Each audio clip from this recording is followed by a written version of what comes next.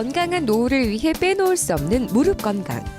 하지만 노인 4명 중 3명은 무릎 관절염을 앓고 있고 우리나라 노인 만성질환 2위로 손꼽히고 있는데요.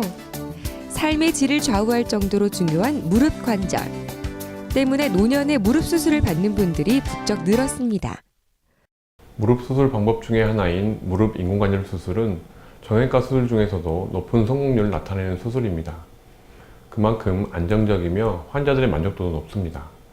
인공관절 수술은 심하게 손상된 무릎 관절면을 부드럽게 만들고 그 자리에 새로운 인공관절을 삽입하는 수술입니다.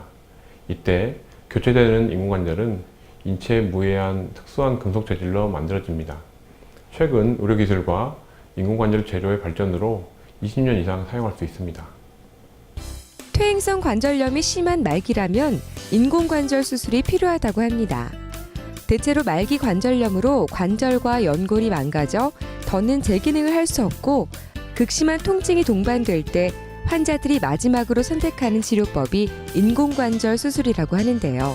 인공관절 수술의 가장 중요한 치료의 목적은 통증의 완화입니다. 관절의 구축이나 변형의 교정을 위해서도 수술을 시행하지만 가장 흔한 원인인 퇴행성 관절염의 치료이자 통증을 해소하는 치료법으로 가장 널리 이용됩니다. 따라서 인공관절 수술은 환자의 통증의 정도가 수술을 결정하는 가장 중요한 요인으로 작용하며 평소 휴식시 통증이라든지 가까운 곳을 가지 못할 정도의 통증이라면 무릎 인공관절 수술을 적극적으로 고려해야 합니다. 일반적으로 통증이 심하지 않은 경우에는 엑스레이상으로 관절염이 상당히 진행되었더라도 인공관절 수술을 시행하지는 않습니다. 무릎은 우리 몸의 일기예보라고도 불립니다. 무릎이 쑤시고 아프다 싶으면 꼭 비가 내린다는 분들도 적지 않은데요. 그래서 무릎 관절염은 나이 든 사람들만 앓는 질환으로 생각해 병을 키우는 경우도 많다고 합니다. 무릎 인공관절 수술의 방법은 위쪽 대퇴골과 아래쪽 경골, 전방부에 있는 슬개골부를 치환하는 수술을 말하며 슬개골은 치환하거나 치환하지 않을 수도 있습니다. 대부분의 경우 대퇴골이나 경골 부분은 전치환을 하게 됩니다.